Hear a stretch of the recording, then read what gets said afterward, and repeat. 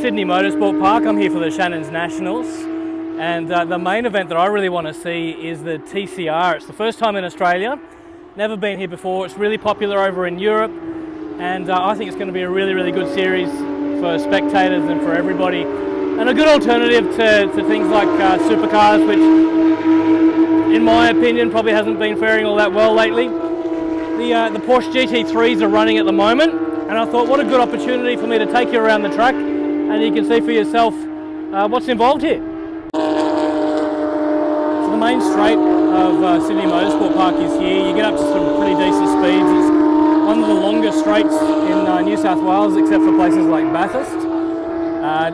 My Golf, as an example, will get to about 220 down here fairly comfortably. These are obviously going a hell of a lot quicker than that. But the corner that most people seem to get pretty scared of is this, turn one. Now, it might not seem like all that much right now, but if you're going at a decent speed, it's a hairy corner, and it's one that you really don't want to get wrong. If you go wrong here, you'll either be off into the far wall there somewhere. I have seen Porsches land in the tyre wall down here before, and I've even seen people land on the inside wall where they've struggled to get grip and grips come back on all of a sudden. So this is one of those corners you want to get right.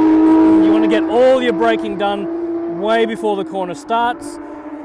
Work your way up to the point where you're comfortable at the braking point and comfortable with your entry speed. And as you come through and you're clipping right about here, you'll see this Porsche now is clipping pretty early, but obviously he's got the aero to do it. And then as you're winding your way out, you can start gradually coming back on the throttle again and moving your way down to turn 2. Really important you get this one right. You do not want to come back onto the accelerator too early, or you'll obviously push too far out and you get a lot of understeer. And you definitely don't want to be braking part way through this corner either. Part of the reason why you really don't want to get turn 1 too wrong is there's a whole lot of grass here, and grass really does absolutely nothing to slow you down. It's not until you're a fair way in that you actually get to the gravel trap, and the gravel trap itself is not that big until you hit concrete. So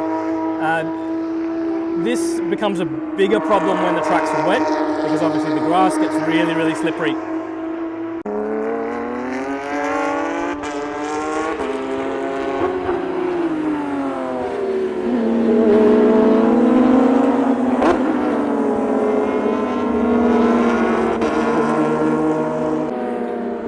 This corner is called Bond Bend, it's turn 2, and you'll probably notice that most of these cars are double apexing the corner. Now if you look at where you're coming from, you come out of turn 1, which is a pretty high speed corner, and then you're actually accelerating out of turn 1. These guys are on a cool down lap at the moment, just in case you're wondering why they're going pretty slow.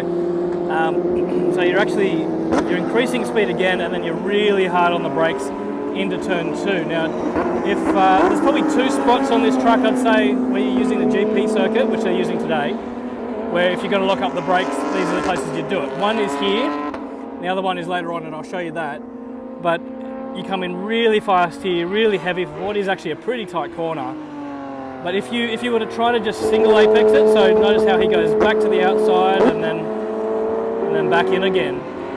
If you were to try to single apex it, so just hit that middle part here, I'll see if I can point to it. Here you go. If you just hit the apex there, you'll actually be really slow on the way out, and you'll have to wait longer and longer to be able to get back on the accelerator again. So the reason why they do it is they can actually come into the corner much faster, hit the apex about here, come back out to the center, and then come back in, effectively making another apex. And that means that the way that they come out of the corner then is much shallower, and it means that they can get back onto the accelerator much quicker. Now it's pretty deceiving here, but patience is really the virtue coming out of this corner. If you get back on the accelerator too quickly, you will spin out. I've seen plenty of people wind up just down here on the grass, and that's because they've just gotten back onto the accelerator too quickly and the back spun out, especially in a rear-wheel drive car. Now onto turn 3 is where it actually gets pretty tricky. You're coming in from a corner that's actually pretty heavy left-hander into a corner that's a right-hander, and while there's good banking on that corner, there's a big change in weight. You're going from the weight on the right-hand side of the car to the left-hand side of the car. It's very common to see cars step out the back end here, which you can actually use to your advantage a little bit if you're wanting to bring it in the corner a little bit, but you have to be really delicate as to how you do it. So I think this angle gives you a good understanding of how much the weight really changes between turn 2 and turn 3. You're heading very hard coming out. If you come too far out, you're really going to stuff up turn 3. But if you come out towards the middle here, you're going to get a really good line for most cars coming back, kind of entering into turn 3, so you can get a good exit speed on the way out. This is on the way out of turn 3. As you can see, there's a really significant crest coming out here now. Word to the wise, the outside of the track over here is not your friend. There's quite a slippery yellow line there. There's also just gravel on the other side as well, so not concrete, not solid, not worth touching. It's tempting to do because often the back end will be swinging out a little bit coming out here, especially in a rear-wheel drive car, but ideally don't touch it and ultimately I don't think you really need to anyway to get a good lap time around here. Now we're coming into turn 4. As you can see, there's quite a steep downhill into a big sweeping right-hander. Now the temptation here is actually going to be to brake too much coming into the corner, and I know that sounds a little bit funny, but if you're going to be braking, you want to be braking up here, and you already want to be set up for the corner nice and wide out here, and then coming in. Now this is one of those corners that, because of the corner coming after it, you actually want to have a pretty late apex, in my opinion. You typically are not going to see the pros going all the way to the outside of the corner unless there's been a mistake or the specific car actually requires it, I suppose, or favours it. But generally speaking, that you want to be coming out of this corner maybe 3/4 at most on the left-hand side, because there's a big left-hander coming up soon that you really want to nail right. So don't brake too hard, just enough. This is turn 5. Bit of a hard one for me to get a view on as a spectator, to be honest. I'm not special enough to be close enough to the track, but this is why I was saying you really don't want to come out too far from turn 4, because too far from turn 4 is really going to stuff you up for turn 5 over here. So if you're not too far over, you want to get right over onto the right hand side really quickly, and then from there you can cut straight back in. Now this corner is fine to apex early, and the reason why I say that is because, see that concrete up there? Use it. If it's a bit wet, it'll be slippery, but there's if you see these guys coming through now, they'll actually be coming through really soon. They were just on a warm-up lap. But if you see these guys come through, they will use it, and there's different rules depending on the competition that you're in as to how many wheels actually have to be inside the yellow line, but basically everybody will use it to their advantage, and what it does is it widens out the corner for you. So you can use almost the whole thing all the way up there, tucking back in again before you get to grass, obviously. And that'll give you a really nice exit speed to head over the crest and into the next corner. You want to stay all the way to the right, as close as the line as possible, obviously without going over it.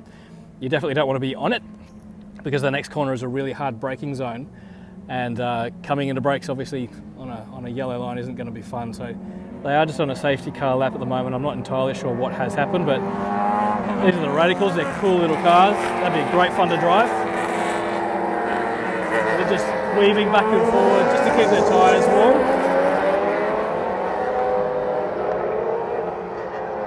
Here's another view of that concrete. As you'll notice, it's nice and smooth.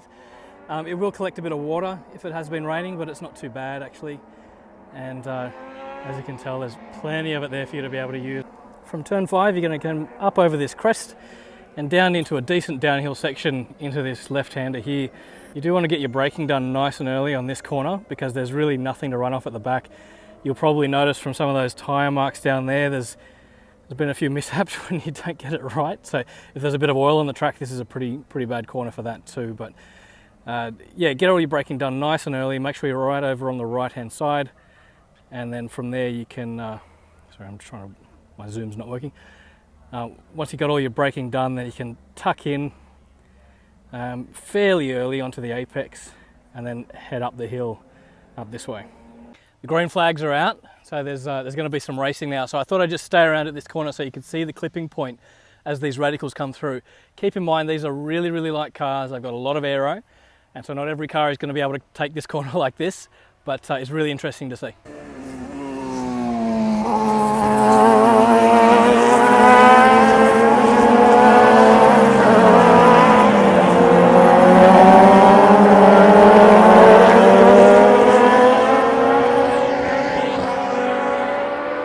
Like I said before, most of them are clipping it at about here. There's a big dark mark there, which makes it pretty obvious.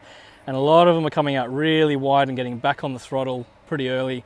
Too hard obviously, and you'll understeer on the way out, but you want to come all the way up onto the crest hill, flat out. What you'll probably find as well, as you're getting used to the track, you'll be testing your braking points a bit, and it definitely varies depending on which car you're in.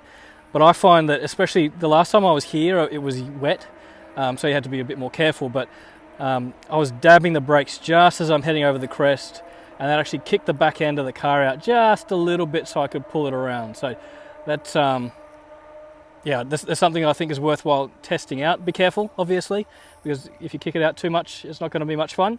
But I found that would tuck me into the next corner really, really well. The next one's going to be really hard for me to get a good view on, unfortunately, as a spectator, because I've got this giant hill in the way. But I'll try and get a half decent shot from where I can, and hopefully that'll show you what I mean about that corner. This is where the track separates from the GP circuit, which heads up the hill and around, to the South circuit, where you can actually do the full length depending on what's running for the day. So this is the part that I'm actually going to be doing next weekend. It's a fun little track. There's heaps of elevation change compared to the rest of the track. Nice tight little corners, so there should be lots of fun coming up this weekend. That elevation change and those corners are absolutely nuts. Love it. This is the rest of the South circuit, and look how crazy that is. You're coming straight over the crest. There's 5 consecutive turns coming up to this crest, and then your big left-hander right out on the outside, tucked into the inside, up the hill again, and it's a big elevation change between those two, and then off you go. A bit hard to get a good shot of turn 7 and 8 from here, from anywhere, to be honest. But you'll come over the crest and around here. You want to come out a fair way, but not too far, because you want to tuck back over onto the left-hand side pretty quickly. This is another one of these corners that if you have a look at it on a map, there's a lot of different ways to take this corner.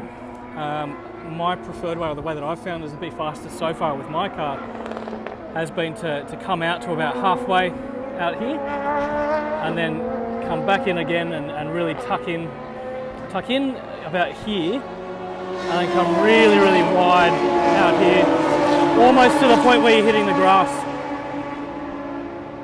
And then you'll be off here, off to the final corners. This is coming into the final corners now. You notice they're coming up pretty hard, big on the brakes. I actually find that it's good to brake a bit before this corner, come back off again, and then brake again coming into this corner. Obviously these cars might be a bit different, but you notice they're clipping that ripple strip pretty hard, and then they're coming back out again. You might even see some use this concrete a little bit down the bottom here, and you'll notice that basically no category except for drifting will actually use the outside of this corner at all.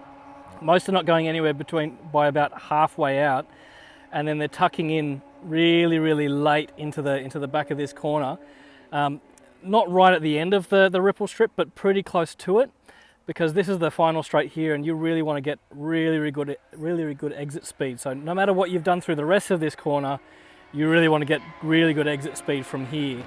And to do that, you want to round out the corner a lot more.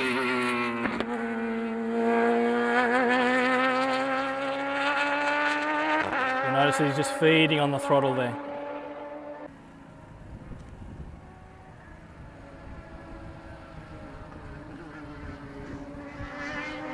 You notice he's using that concrete. He's waiting to apex. He's apexing about there. He's coming all the way to the outside and really using that concrete on the outside of the track. So there you go. That is Sydney Motorsport Park. Almost 4 kilometres worth, 3.93 or thereabouts. One of the longer tracks in New South Wales, except for Bathurst as an example. A lot of the other tracks like Wakefield and that sort of thing, they're more kind of less than 2 k's long. So great spectators track in my opinion. One where you can pick from a lot of different spots. Even on the busier events, you'll always be able to find a spot to come and watch. And there's a lot of die-hard fans that come and sit in the same spot every time. But it's a good one for you to just be able to pick your spot, sit back, relax, watch the show. And look, usually if there's drifting, for instance, it's going to be at this end of the track. So this is where you want to be. A lot of people love turn 1. A lot of people sit up at the grandstand to watch. There's the main grandstand on one side, and then there's also the rooftop over the pits. So a lot of places to choose from. I'd really encourage you to get down and have a look. I'm really looking forward to being here next weekend as well. I've got a session at Wakefield on Wednesday, and then after that I'm going to be here doing the South Circuit. The South Circuit is not one that I've really done a lot of before, so it's going to be really interesting to see how I go. But I'm really looking forward to it, and you never know, maybe I'll even get some video.